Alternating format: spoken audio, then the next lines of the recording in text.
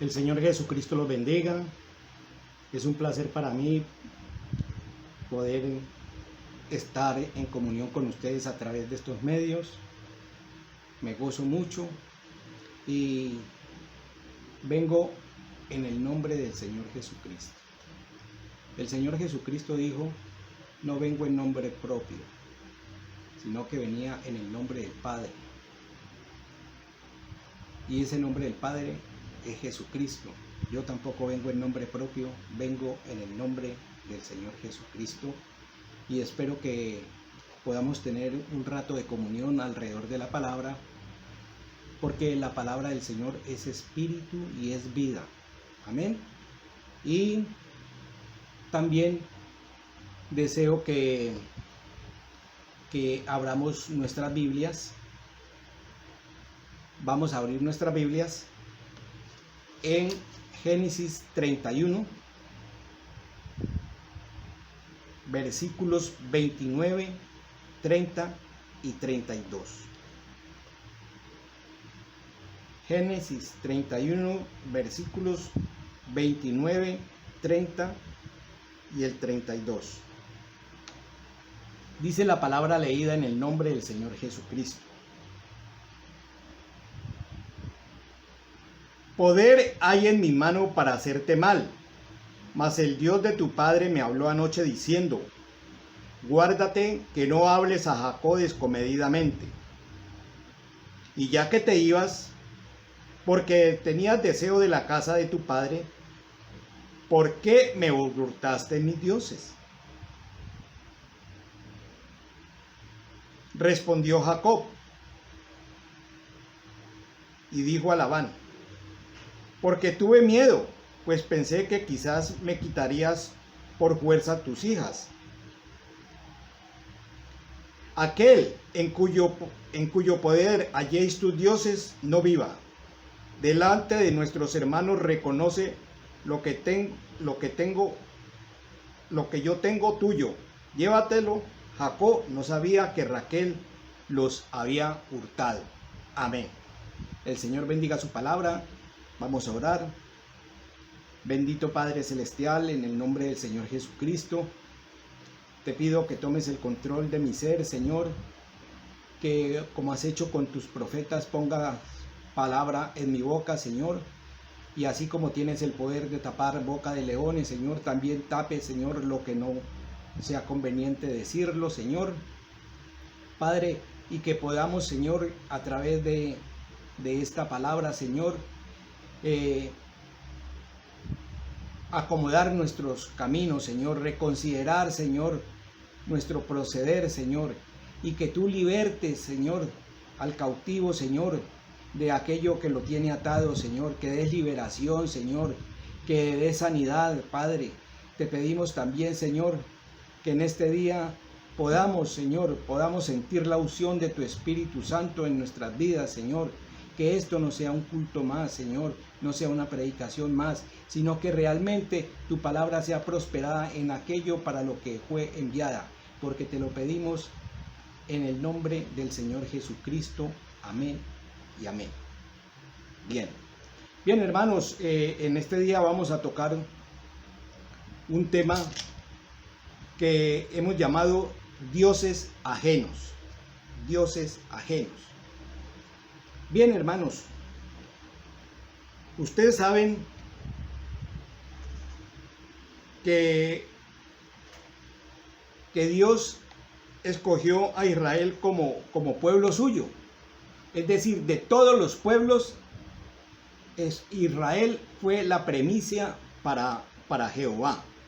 Entonces, miremos lo que dice la palabra en Deuteronomio 14, versículos 1 y 2.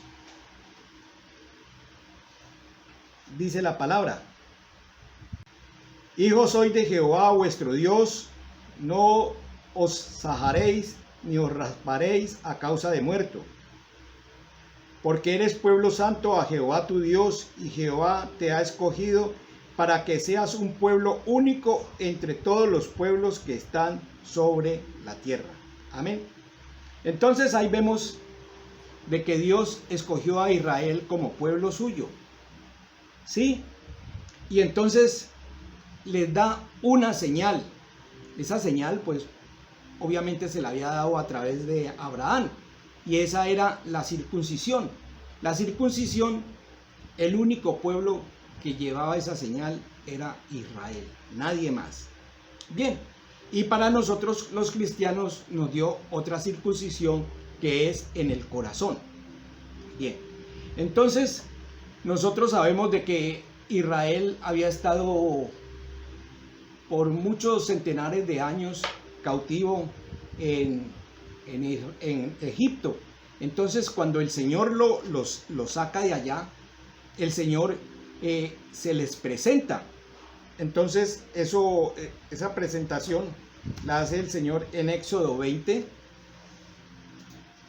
versículos 2 y 3. Sean tan amables de abrir sus palabras. Éxodo 20, 2 y 3. Dice el Señor: Yo soy Jehová tu Dios, que te saqué de la tierra de Egipto, de casa de servidumbre. No tendrás dioses ajenos delante de mí. Por eso nuestro título es Dioses ajenos. Bien. Entonces sabemos de que en Israel habían muchos ídolos, que para el pueblo en Egipto, habían muchos ídolos que para los egipcios eran sus dioses. Y entonces tenían todo tipo de ídolos, ya sea de metal, de madera o de bronce. Pero eso eran los ídolos de Egipto, no eran los ídolos de Israel. ¿Sí? El Dios de Israel es Jehová. ¿Sí? Y entonces a Jehová fue el que los sacó de esa casa de servidumbre, los sacó con brazo fuerte. Pero Israel es un pueblo que ha sido propenso a contaminarse. Se deja ungir fácilmente a los lugares donde llega. Entonces, por eso es que el Señor, cuando se les presenta, les dice: no tendráis dioses ajenos delante de mí. Bien. Nos dice la palabra que no imitéis lo malo. Sí, no imitemos lo malo.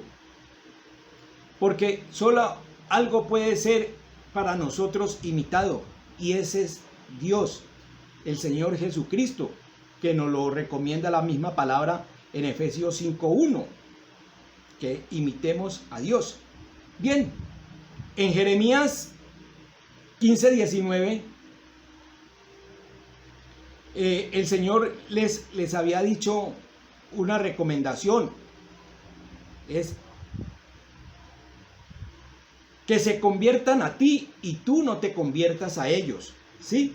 Entonces, por eso es que uno no debe de ser un imitador, porque en los pueblos donde llegamos, debemos recordar que nosotros somos peregrinos y extranjeros, que estamos en el mundo, pero que no somos de aquí del mundo, ¿sí? Entonces, usted sabe que en el mundo se celebra de todo, porque nace alguien, porque se muere, porque lo bautizan, porque cumple años, porque se gradúa, en fin, por todo hacen una fiesta. Y entonces la palabra nos está diciendo: no imitéis lo malo, ¿sí? Como estamos aquí, que no nos pase como en Egipto, que nos contaminamos, o se contaminó Israel. Entonces no imitéis lo malo. Entonces nos toca que buscar la palabra, porque dice: escudriñad las escrituras, porque a vosotros parecéis que ahí está la vida. Entonces tenemos que buscar en la palabra qué es lo que Dios quiere que imitemos, ¿sí? Bien, ustedes recuerdan de que Jacob había tenido que huir de la casa de su padre porque él hizo un engaño. Él logró que se le diera la bendición de primogénito cuando le correspondía a Esaú. Y entonces Esaú había quedado de que lo iba a matar, que una vez que su padre partiera, él lo iba a matar, él no le iba a perdonar eso. Entonces él huyó de la casa de su padre y llegó a donde un tío de él, donde Labán, que era hermano de su mamá, y entonces ahí empezó él a trabajar. Entonces resulta que a él le gustó una de las hijas de Labán, y entonces él le dijo que cuánto tiempo podría trabajar para obtener esa muchacha como esposa. Y Labán pues le dijo que trabajara 7 años, ¿sí? A los 7 años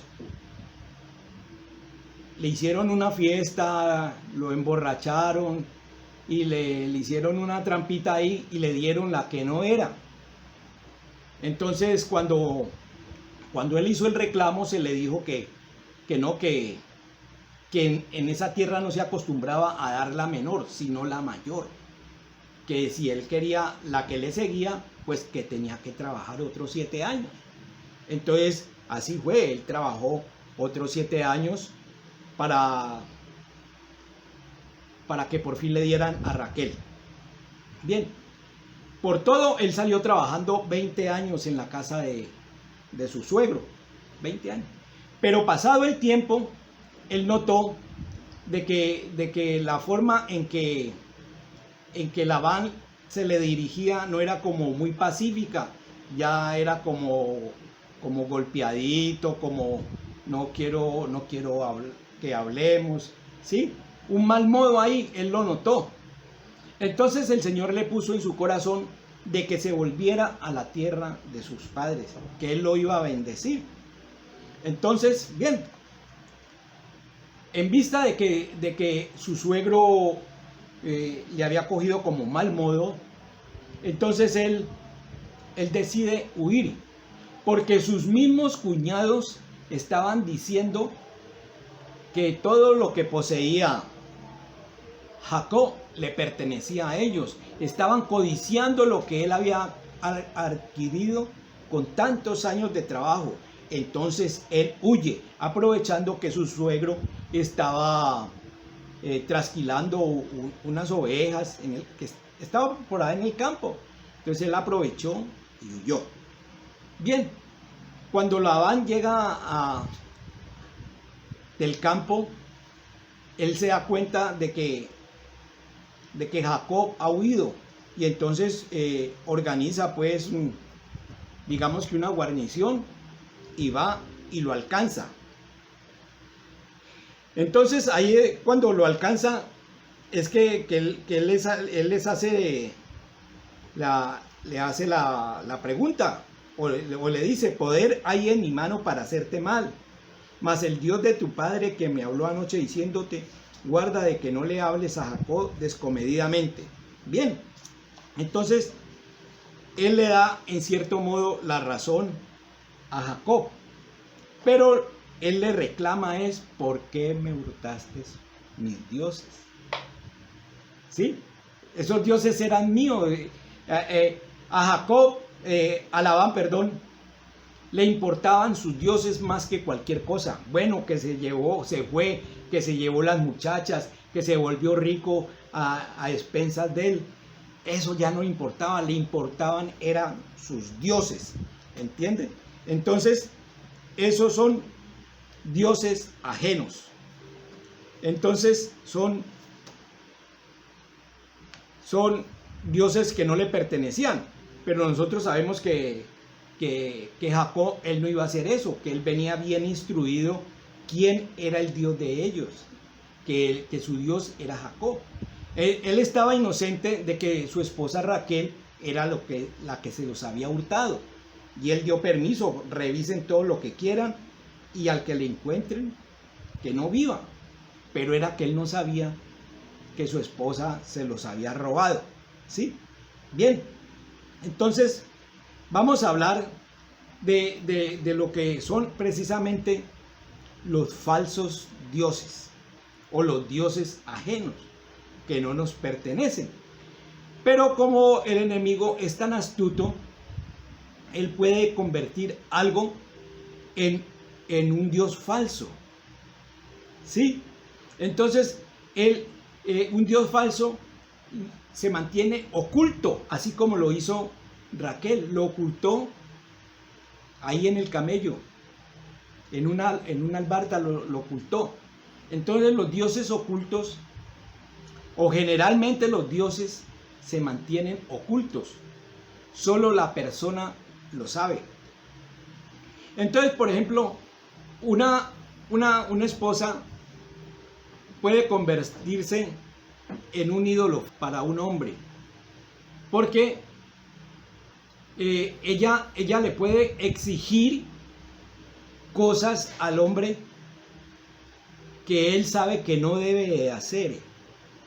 Entonces cuando él empieza a complacerla, está poniendo a su esposa por delante de Dios, de los mandamientos. Entonces un ídolo o un dios falso es todo aquello que va por delante de las órdenes de Dios. Pueden ser objetos. Por ejemplo, hay mujeres que se casan y mantienen cosas ocultas, cartas, regalos de relaciones pasadas y los tienen ocultos. El esposo con el que vive no se da cuenta de que ella tiene eso y ella lo tiene bien oculto y no quiere que nadie lo sepa, no quiere que nadie lo toque. ¿Sí? Otro dios oculto pueden ser las pasiones desenfrenadas. Y entonces la persona en la calle se ve normalmente, nadie sabe que él tiene ese tipo, digamos, de aberraciones, por decir algo. ¿Sí? Eso no lo sabe sino él y Dios. Entonces, ¿qué pasa? Que como él está quebrantando los mandamientos de Dios, eso pasó a estar por delante de Dios. Por eso es que se convierte en un ídolo. Por ejemplo, la persona habla de respete mi espacio. ¿Sí?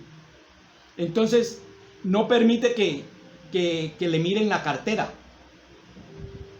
La cartera no me la toque.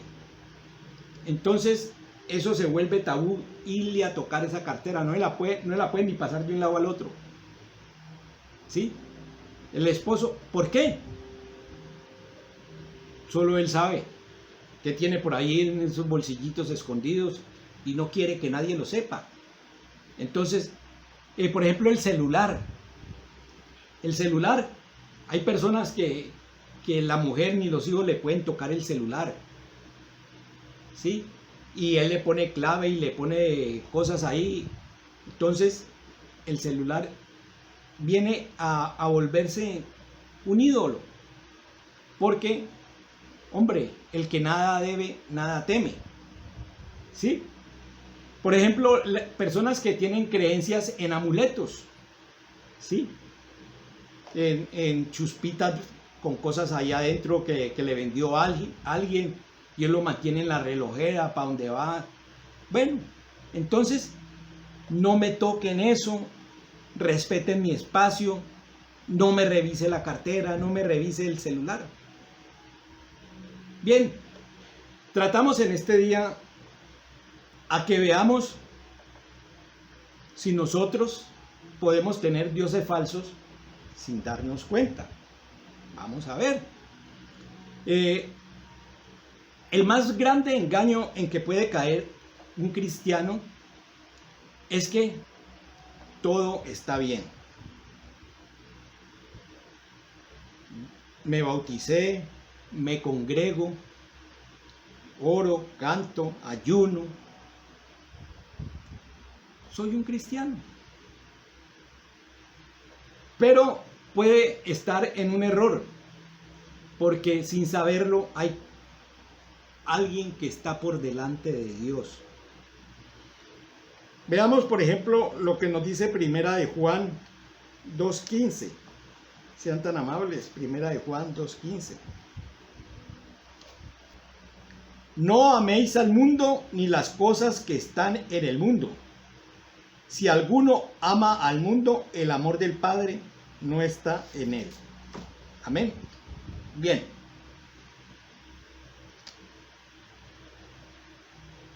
¿Por qué nos está hablando el Señor de eso? Porque en la palabra dice, no podéis servir a dos señores. No podéis servir al mundo y servir a Dios. No podéis amar al mundo y amar a Dios. Nosotros no podemos amar al mundo porque nosotros no somos de aquí. Nosotros somos peregrinos y extranjeros. Así que si nosotros amamos las cosas que están en el mundo, las cosas que se hacen en este mundo, estamos colocando eso por delante de Dios. ¿Y qué nos dijo? No tendráis dioses ajenos delante de mí.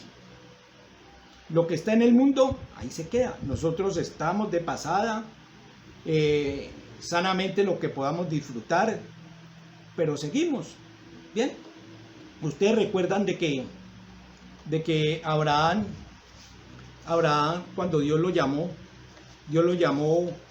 prometiéndole que haría de él una nación grande, ¿sí? Y entonces en esa promesa vino Isaac, y de Isaac vino Jacob, y se formó Israel, ¿sí? Bueno, nosotros sabemos que ellos murieron como peregrinos y extranjeros sin recibir la promesa, porque la promesa era para nosotros.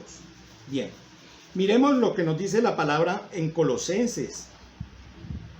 Colosenses 3:2.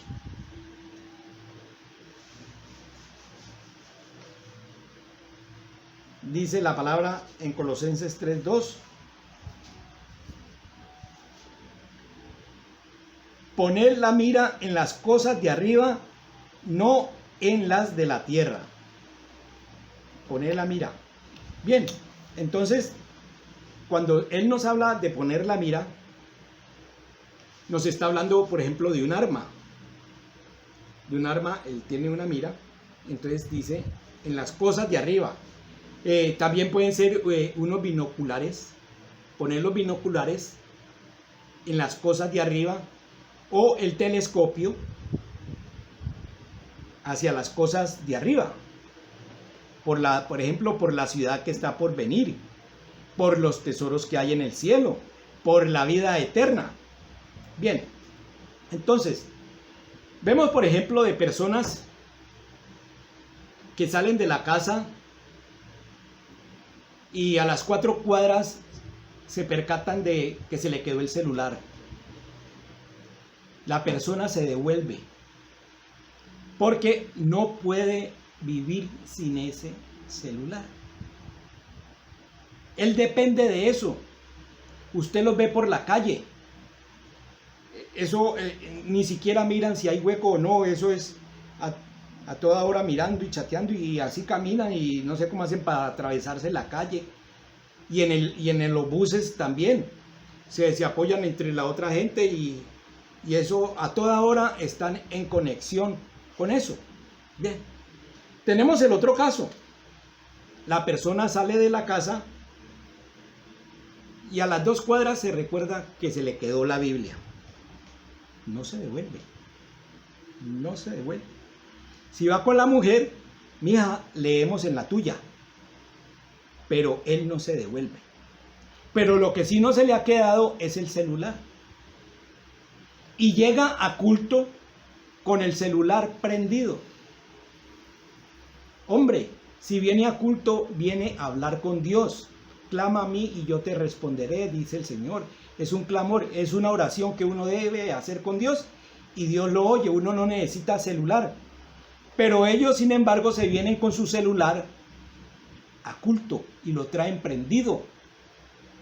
¿Por qué? Porque no se quieren desconectar del mundo. Ellos, ese mundo los tiene atados. Entonces, si algo necesitan de él, ahí contesta. En voz baja, se sale, cualquier cosa. Hombre, perdónenme. Eso es una irreverencia. Pregunto, ¿cuánto tiempo le dedica usted a Dios? Voy a hablar en primera persona. Yo hacía la oración, el minuto de Dios. 1 minuto. Esa era mi oración.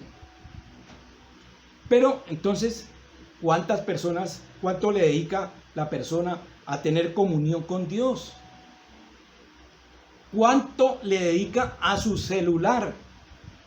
¿Cuánto le dedica a la pantalla chica? ¿Cuánto le dedica al internet? ¿Sí? ¿Sí se va dando cuenta? ¿Sí va viendo los ídolos? Bien. El Señor nos está amonestando en este día. Tiene que identificar ese ídolo que usted tiene escondido por delante de Dios sin darse cuenta. Rebeca lo escondió en una albarda.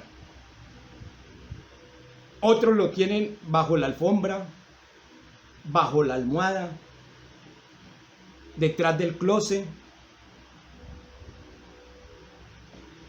o en una caja fuerte, bajo llave. Eso no la abre sino él. Nadie más lo sabe. Por ejemplo, ídolos como las drogas, el alcohol, el tabaco. ¿Por qué? Porque están por encima del mandamiento de Dios, de que eso no lo hagan. Otros, por ejemplo, lo tienen en los juegos, el chance, la lotería. Entonces, todo eso lo tiene prohibido el Señor. Los otros sí apuestan plata a través de las cartas, ¿no? O, por ejemplo, el póker, con los dados. La persona que quiere adquirir riquezas rápidas, no espera en la voluntad de Dios, sino que tiene esa codicia. Y Dios prohíbe en su palabra que seamos codiciosos, ¿sí? Entonces, en el chance, o los que, llamándose cristianos, se meten en pirámides. Quieren enriquecerse de la noche a la mañana, no esperan en la voluntad de Dios. Hombre, si lo que es de aquí, aquí se queda. No hay entierro con trasteo. Usted, si se muere, no se va a llevar eso. ¿Por qué no esperar en la voluntad de Dios? ¿Sí? ¿Por qué poner cosas por delante de la voluntad de Dios? Por ejemplo, la concupiscencia es algo que está dentro de las personas, ¿sí? Es un apetito desordenado, ¿sí?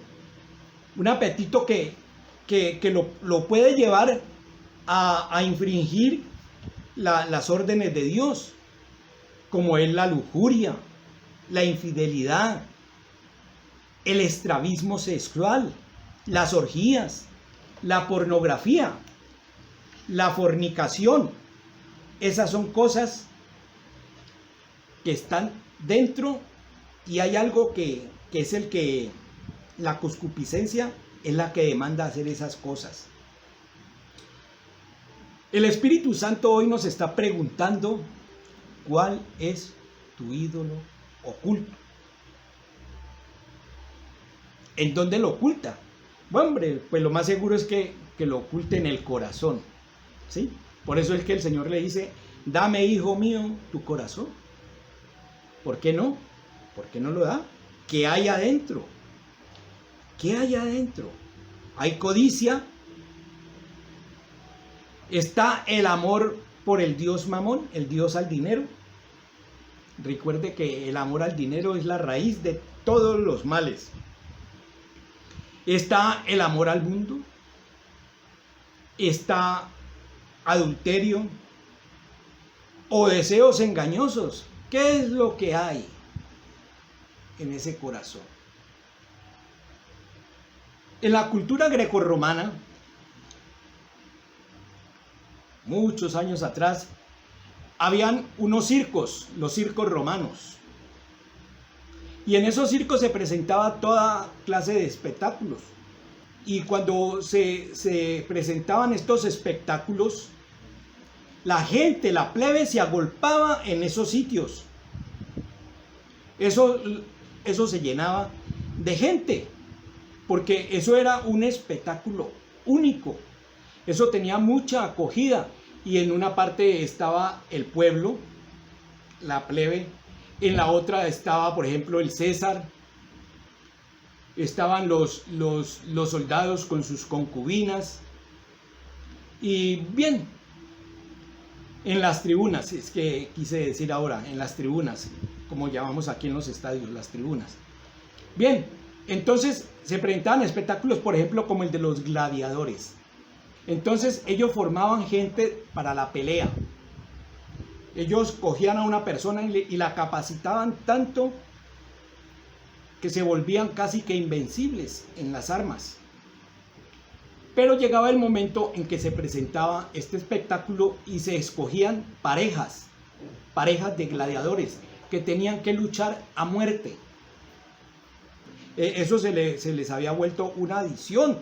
Entonces, por ejemplo, la plebe, ¡oh, cuán gran gozo sentimos con ese espectáculo! ¡Oh, qué deleite!, podía decir César. ¡Oh, qué placentero! Las concubinas. ¿Sí? Les gustaba ese tipo de espectáculo. Otro espectáculo era cuando cogían a familias cristianas enteras y las llevaban. Las ponían ahí en el centro del ruedo. Y las familias, ellos se arrodillaban y se agarraban a orar. Los niños trataban de meterse entre las piernas de los padres. Ellos ya sabían lo que les iba a pasar. Y el circo ese tenía, así como en la plaza de toros, por donde sale el torero, por donde sale los toros, por donde sale el rejoneador, tenía puertas. Entonces, a la orden del César, se abrían las puertas y salían esos leones que podían estar con 3 o 4 días sin comer nada. Encontraban a esos cristianos ahí, los devoraban. Y como les digo, ese era un gozo, un placer indescriptible para esas personas. Y hombre, como fue al principio, es al final. Hoy también tenemos los circos. Hay circos clandestinos. Hay partes donde se contratan peleadores a muerte. Hombre, ¿sí? Mire, el toreo. Cómo la gente disfruta de que cojan a un animal, se burlen de él, le mengüen sus fuerzas a través de las banderillas, a través de esa lanza que le clavan desde el caballo, que lo canse, el torero lo canse y después lo maten. La gente disfruta eso y olé y oreja y yo no sé qué, y lo sacan en hombros. Es un ídolo para él ese torero, ¿sí? Y el que no le gustan los toros, la persona que no va a esas corridas, cuando se dan cuenta de que un toro mató al torero, bien hecho, gracias a Dios, porque ellos son muy malos. Bueno, con todo esto quiero demostrar es que hay una forma de saciar una sed. Y esa sed es a través de sangre. Bien. Pero se ha trasladado también el teatro a casa. ¿Sí? Hay canales a través de los cuales usted puede ver todo el tipo de violencia, películas de terror, las que quiera. Y también ver a sus ídolos, por ejemplo, en la música. Se lo llevan a la casa. Usted ya no tiene que ir al circo romano. Ya no tiene que ir al lugar clandestino. Porque en el lugar clandestino ellos filman lo que está sucediendo y después lo llevan a la pantalla para que otros lo disfruten, para que otros se gocen. ¿Sí? ¿Y todo eso es para qué? Para saciar una sed que hay, una sed de sangre. Mire usted, por ejemplo, los noticieros. En los noticieros, por ejemplo, vemos masacres, desplazamientos, feminicidios, violaciones, tragedias, desgracias. ¿Por qué? Porque eso es lo que le deleita a la gente. He oído a gente decir, uy, el periódico hoy estuvo más bueno. Unas matanzas hasta raras allá en Potrero Grande. Ay, hombre, ¿sí ven? Disfrutan con eso. Cuando no salen matanzas, no, y si no valió la pena comprar ese periódico.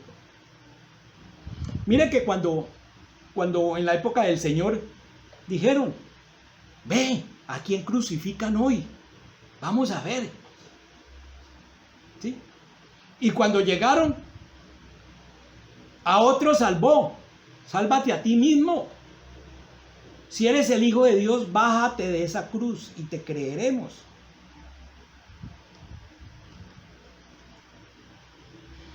Ay. Mire, por ejemplo, gente que prefiere quedarse en casa viéndose una novela que ir a un culto. Gente que se queda o se va a trabajar un domingo porque es el mejor día de la semana, que ir a un culto. Si usted es un creyente, Dios le va a bendecir en cualquier día, a toda la semana. Entonces usted está poniendo ese día por delante de Dios. Como personas que no van a culto porque juega la selección Colombia, están poniendo por delante de Dios a ese ídolo. Mire, ¿a quién quieres que te suelte? ¿A Jesús llamado el Cristo o a Barrabás? ¡A Barrabás! ¿Y qué haré con Cristo vuestro Rey? ¡Crucifícale! ¿Tenemos derecho a divertirnos? Sí, tenemos derecho a divertirnos, pero sanamente. Veamos lo que nos enseña la palabra en Génesis 35, 2 y 3.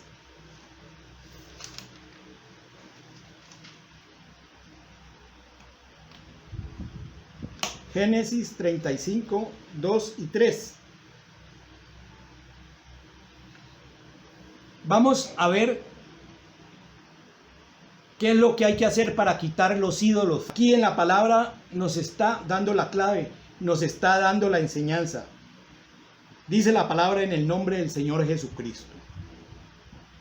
Entonces Jacob dijo a su familia y a todos los que con él estaban: quitad los dioses ajenos que hay entre vosotros y limpiaos y mudad vuestros vestidos.